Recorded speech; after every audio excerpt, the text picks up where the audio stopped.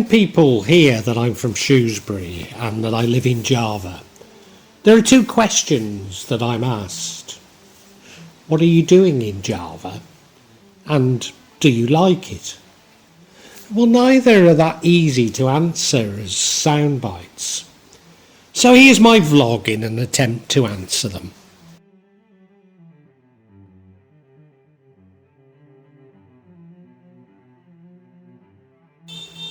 I am indeed from Shrewsbury, one of the most beautiful towns in the UK, on the border with Wales, to the south of Liverpool and Manchester.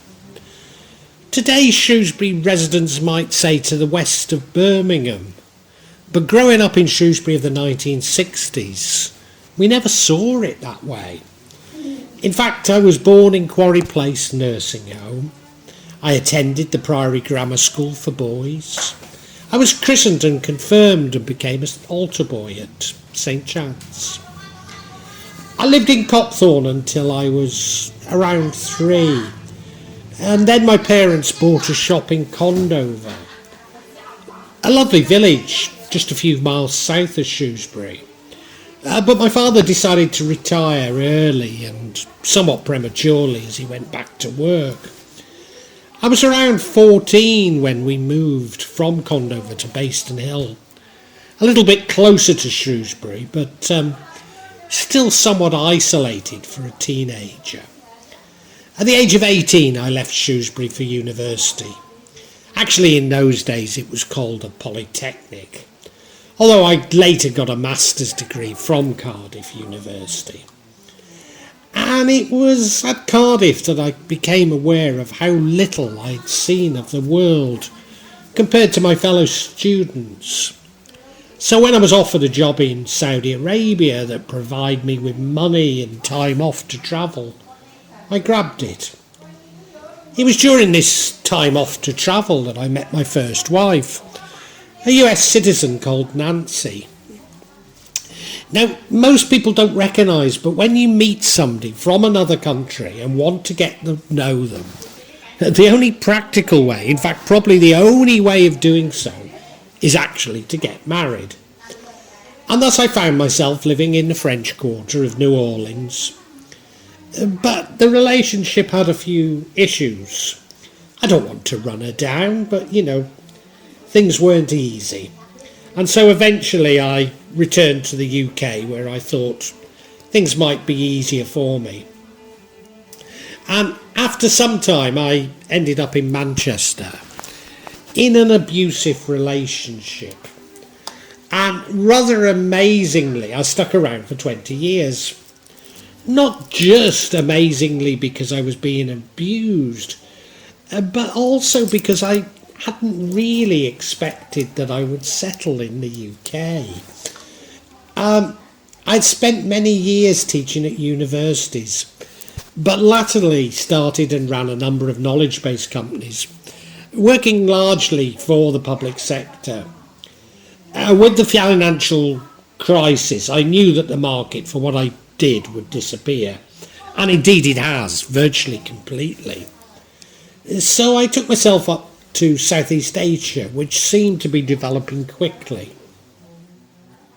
A number of years previously, I'd visited Bali and was massively impressed, not only with Bali, but what I'd seen of Indonesia on television whilst in Bali. There'd been a short business trip to Jakarta. I didn't see much, as this was long after rioting, and this wasn't long after rioting and regime change. Also, I didn't really follow up on my contacts, as my UK business required my full attention.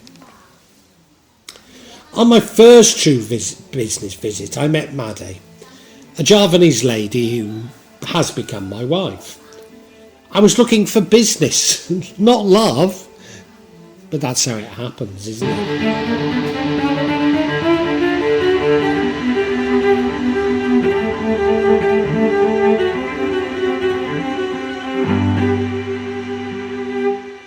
Kept returning to Jakarta, where Maddie lived, but travelling around Indonesia and other parts of Southeast Asia in search of business opportunities. Now, I don't think I was fooling myself. Although I did want to get to know Made, I was intrigued by her. But opportunities just seemed to keep coming to me. I'm becoming bigger and bigger. Indeed, I became rather close to senior business leaders and politicians in a number of Southeast Asian countries. But what I hadn't fully appreciated was, in the UK, I'd sold my business's products or services by my personality. But Southeast Asia has some of the most racist opinions in the world. So foreigners and increasingly Western businesses are disadvantaged. Nevertheless, Westerners are somewhat trusted and can sell local products. So there are what are known as white monkey jobs. That is using a Westerner to promote a local project or product simply because they're a Westerner. And I find myself within a cycle of middle-class white monkey jobs. A Westerner in a suit, if you like. Only once did I ever get paid, and even then it didn't cover my airfare from the UK. So far from being... This is far from being exclusive to Southeast Asia, but there's a lot of cash around that people want to offshore, call it hide if you like. The UK is somewhat monopolised services to do this, but at a cost. So senior business leaders and politicians are always looking for Westerners who can facilitate the movement or hiding of their wealth. I should add that I never got involved in this, and I mean it.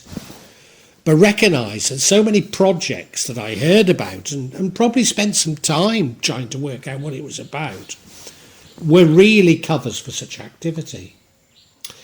Asians don't like to say no. Indeed, they tend to tell you what you want to hear.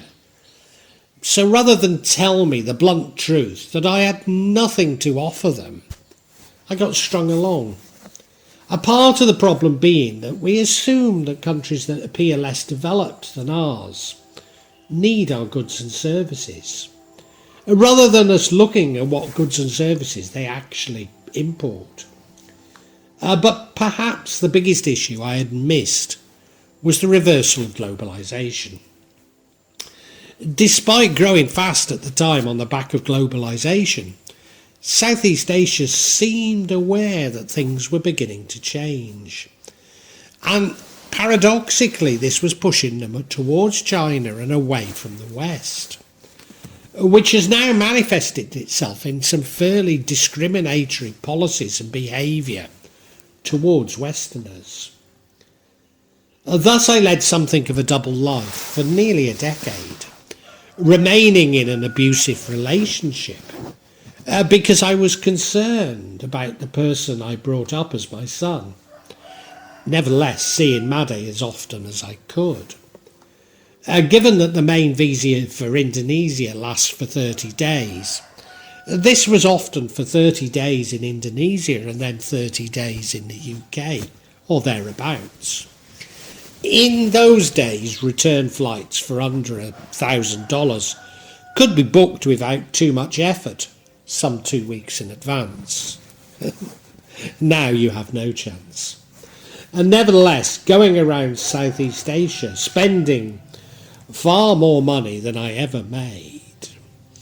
But then I have to say that I was right. As I predicted, my work in the UK had completely dried up. There was nothing there left for me. Remember my comments about my first wife, Nancy? Well, the only way to really get to know a foreign national is to marry them. So eventually I married Made. Although I've been visiting her regularly for nearly 10 years. I make this sound easy, but marrying an Indonesian national is problematic, as is gaining your residence. Made was Muslim and this required me to convert to Islam. Had I been concerned about converting, I could have turned what is a very difficult and expensive process into an even more difficult and even more expensive process.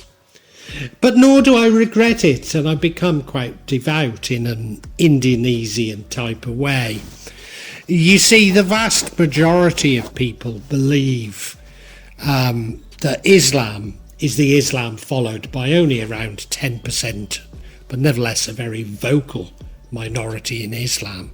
And the Islam I follow is nothing like most people's perceptions of it. Indeed, it's through Islam that I've refound God. Our marriage was over 10 years ago, and I still don't have an Indonesian residency.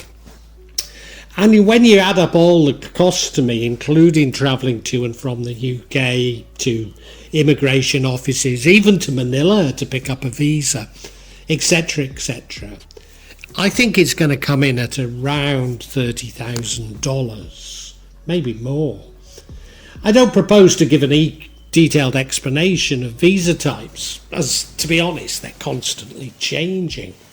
But if you're offered a job in Indonesia, your employer sponsors you and sorts out your visa.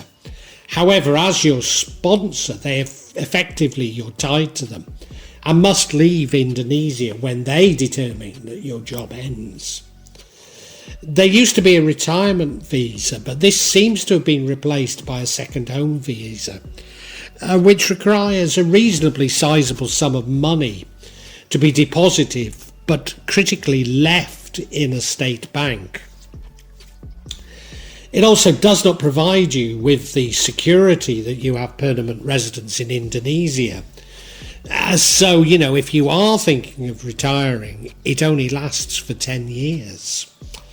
What has dramatically changed over the years that I've been here is the policies and behaviour towards Westerners, which has changed dramatically. So by the time I finally arrived in Jakarta, it was no longer realistically possible to work, nor to get business. Indeed, should I engage in any work, I have to pay $1,200 upfront in tax, which is then used to reduce my tax bill. So if you know you've got a job, it's possibly worth it, but to do it speculatively, that's quite a lot of money in Indonesia. Over the years, I've gone from being being probably maybe more wealthy than middle-class Indonesian, to now struggling to keep up with a lower middle-class Indonesian lifestyle. And middle-class Indonesians are all too keen to remind me of my lowly status and expect me to be impressed by their higher status. Despite all this, I'm discriminating against and constantly reminded that my well-paid job, which of course I don't have, could be performed by a much more able and deserving Indonesian. And the billions of dollars that I have hidden in Swiss bank accounts were actually stolen from Indonesia. But it's probably the small discriminating things that have made a massive impact on my life. For some reason, around 4 years ago, the Indonesian Post Office effectively banned me from using their services. I'd been buying stock for an export business, so this act alone has cost me another $30,000. It also makes any contact with the UK massively difficult. The last time I had to get a physical document, and I just mean a letter to the UK, it cost me $100, and that was the cheapest courier service available. It also meant that I've been unable to send any birthday or Christmas cards for over 4 years. And the misunderstanding surrounding this, meaning that I no longer have contact with any family member in the UK. At this stage, I should also add a further problem with the post.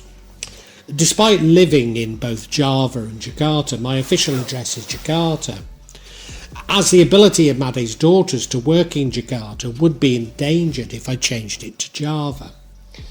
And indeed, I would probably have to restart my entire immigration process. But increasingly, many letters and documents do not arrive at this address. A part of the problem is land registration. Most homes are built on what is still classified as agricultural land, despite them being maybe 20, 25, 30 years old. This means that they do not have an official address. Taking their address from the nearest official point to them and maybe adding a number to signify the differences. But these differences are not official, and they're not included on any of your official documents. So it's not your official address. Fortunately, in Jakarta, the internet is now fairly reliable. But because the system uses satellites along some of the network, upload speeds can be slow. For me, this has meant that I've never been able to send email from my computer. In Java, things are significantly worse. I have a satellite tower, which isn't very reliable, especially in the rainy season. Added to that power cuts are common also during the rainy season. And being without the internet for 1 or 2 days is not uncommon.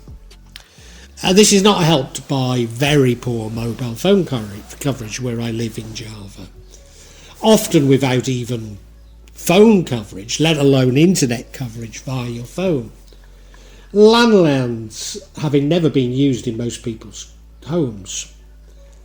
Of course, this isn't a problem in Jakarta, where the mobile phone is becoming a necessity for everyday functions, such as entering shopping malls, using public transport, and even paying for meals.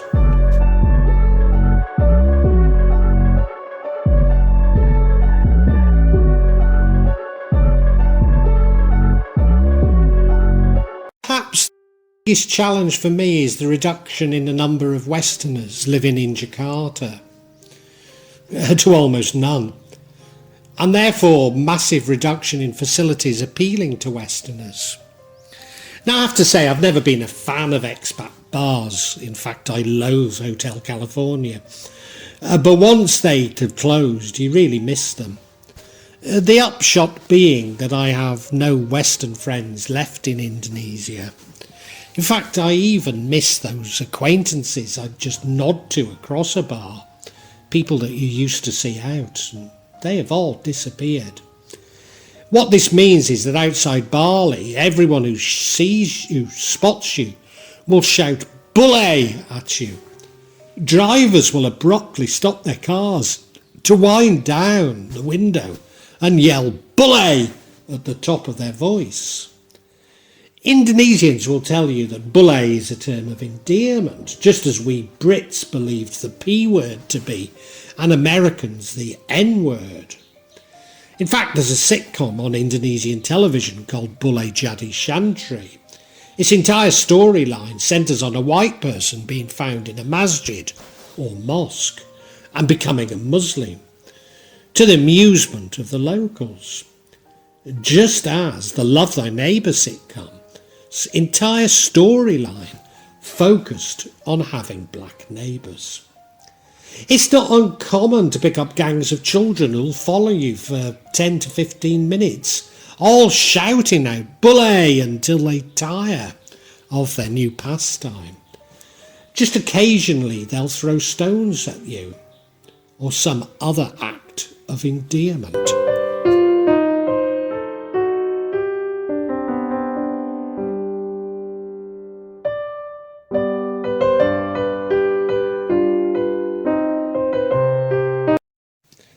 Despite all that I have said, should you be offered a job in Indonesia, and it's almost certainly going to be in Jakarta, although Surabaya and Bandung are other potential locations, but rarely would it be in Bali, do take it. But don't think you'll be staying long, and do secure a generous package. Should you bring your family, international schools are very expensive, although normally the cost is included in the package. Most expats have health insurance and would insist on going to Singapore for major health issues. I don't, and my very limited experience of health provision is that it's acceptable and inexpensive. Nevertheless, it can be very bureaucratic, especially if you're using the supposedly compulsory state health insurance. Rentals for expat apartments will be at least $1,000 a month, and maybe as much as $5,000. Of course, I'm sure there's even higher examples, but yeah, 2 to 5,000 I'd say would be more normal.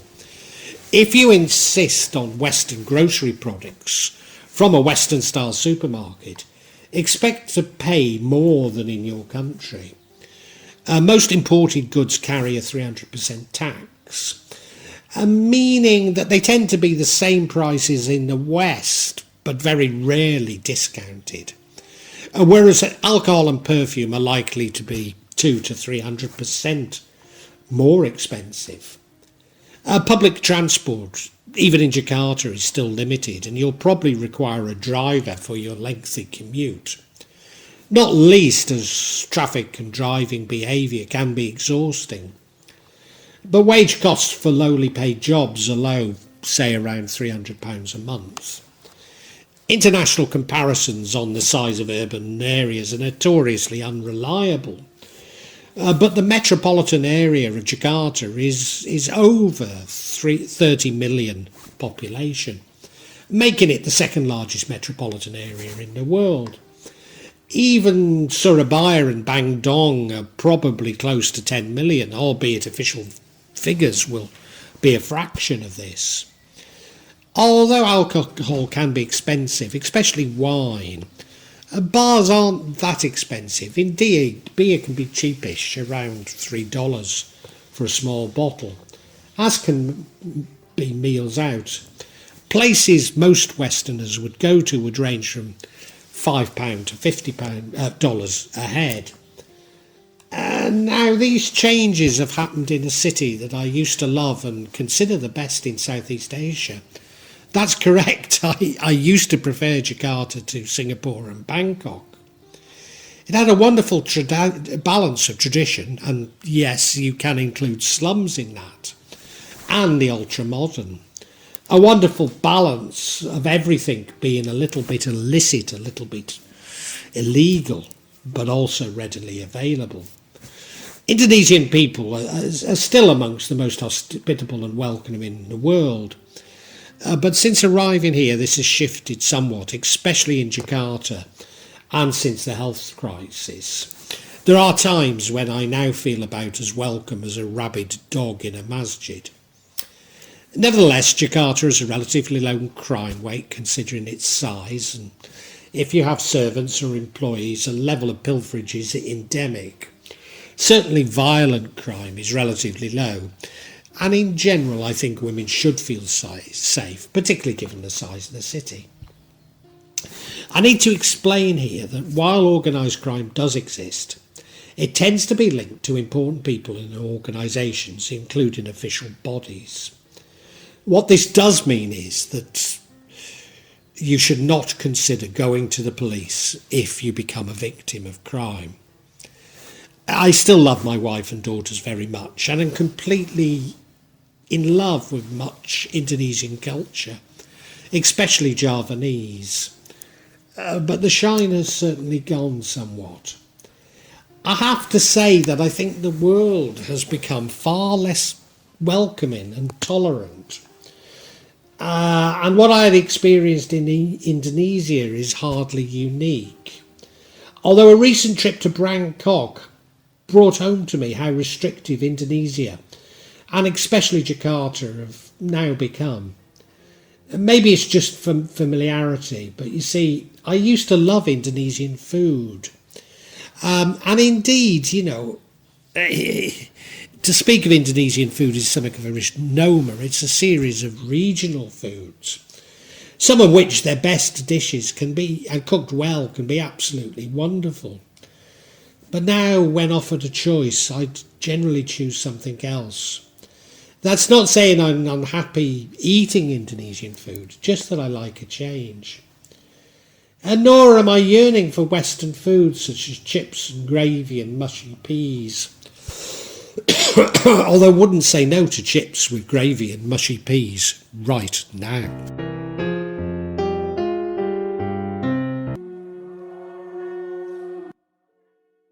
Now, I've already mentioned some legal issues, but need to point out that almost everything I say, Indonesians and especially their politicians would disagree with me.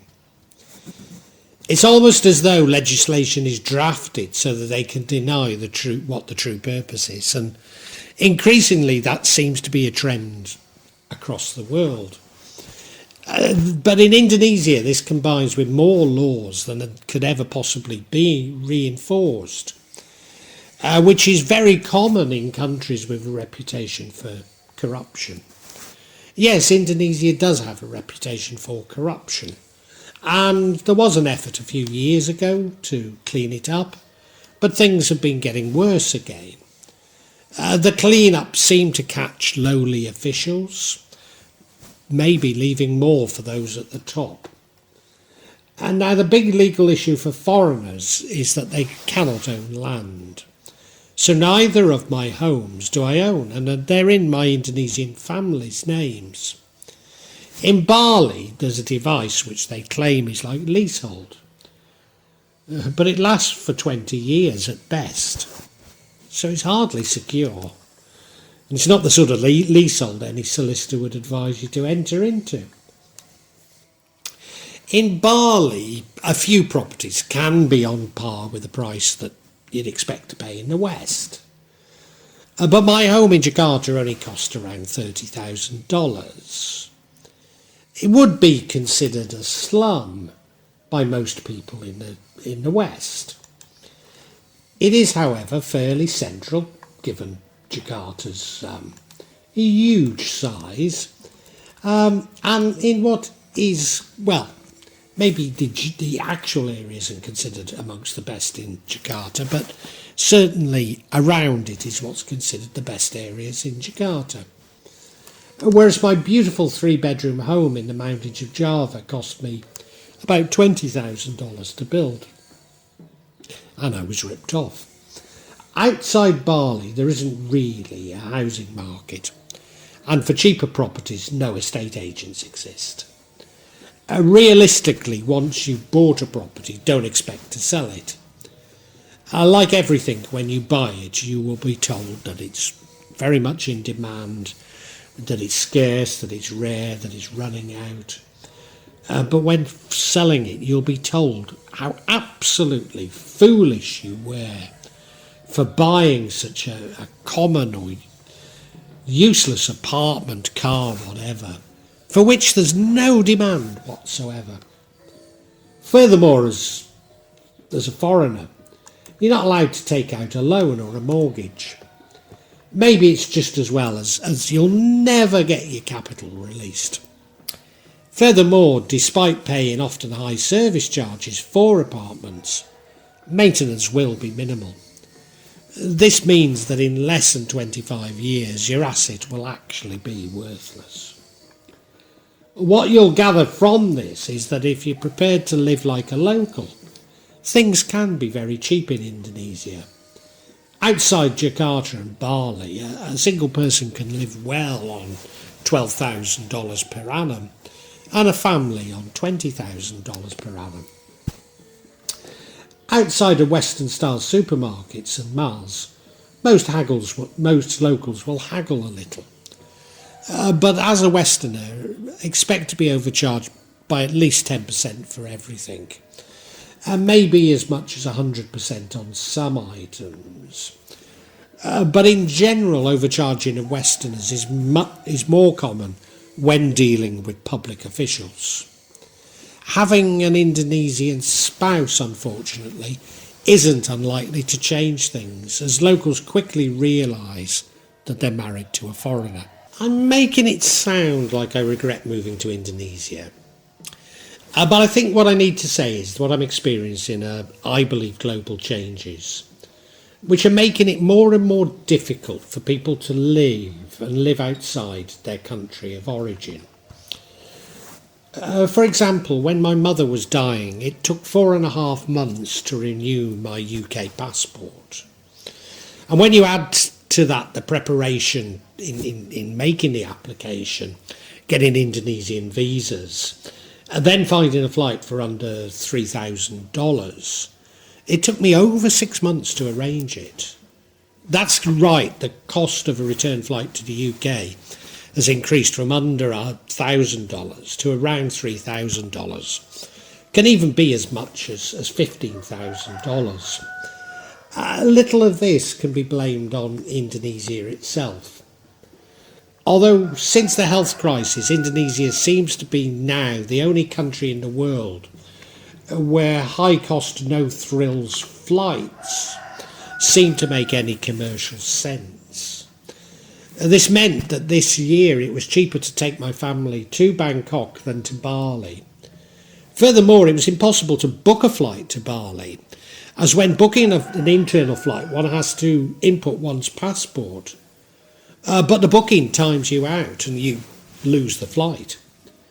This could be important if you choose to live outside Jakarta, as you will need to visit it for some reason. Remember, Indonesia is huge, and it's possible to live 3,800 kilometres away from Jakarta. So flights are now expensive, and there's no way you could expect to fly in and out in a day, certainly not also to conduct some business. Given the cost and the impracticality of using internal flights since the health crisis, I used the bus from Jakarta to Java, but this takes 18 hours, fortunately down from 18 since the Trans-Java toll road has opened. Nevertheless, it's very cheap and costs $18, which includes a canteen meal that's become increasingly inedible. Again, such issues are becoming, I would argue, are somewhat global. I don't mean inedible canteen meals, but they might be. But the problem of no longer being able to actually buy anything, because everything now uses digital systems, which simply don't work. And this is probably worse in Indonesia. Now, when I first arrived in Jakarta, nothing seemed to work, nothing physically. I think, if anything, this has improved. But now nothing works online, which as an older man I just find completely frustrating. Despite my businesses having been internet businesses and having grown up with the internet. Maybe that's why I find it so frustrating, because I know there's a better way of doing things. Then, when leaving the UK, government departments and former public industry seem to spot an opportunity to meet their targets. So the inland revenue made around $20,000 in errors that I would be unable to fight from Indonesia, and of course they knew it. I could either become an international fugitive or lose 1 year's living expenses in my new country. Whereas BT seemed to have developed a system that when you contact their customer service to leave them, they engage in what I consider entirely unethical, but they would argue legal tactics. And I shouldn't use the word defraud because it has a legal meaning and they're clearly within the law in what they're doing.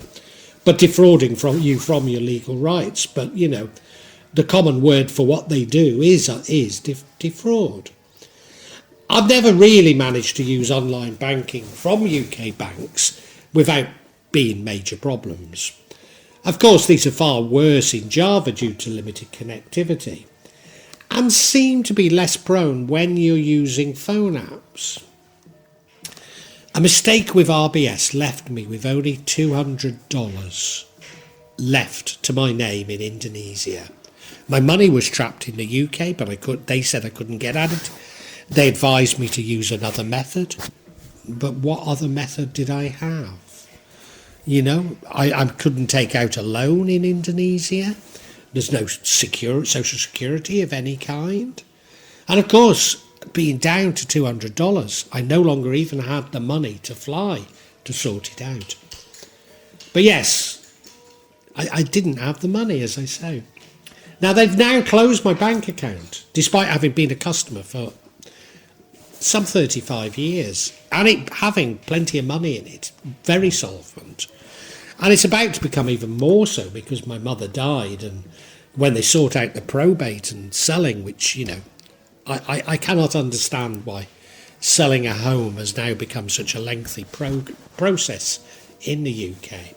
But, once it's all done, there would have been significantly more money in that bank. I think what I'm saying is that moving to Indonesia is fraught with difficulties. And these difficulties are becoming significantly greater. They're probably the same difficulties you would face if you decide to move to Spain. They're just of a greater magnitude. But you see, the world is becoming more authoritarian and intolerant of minorities, of which as a Westerner you are one in Indonesia, regardless of the virtue signalling that goes on in the West. And that a form of military dictatorship appears to be ahead of the curve on jumping into authoritarianism and discrimination. Shouldn't come as a surprise and doesn't mean that it's anything like unique. So what I am saying, I want to reiterate it. If you're offered a posting with a company in Indonesia, grab it as long as they're paying you enough money. But if you're thinking of emigrating, as I have, you do need to give it a lot of thought. You see, I've simply substituted one set of problems for another set of problems.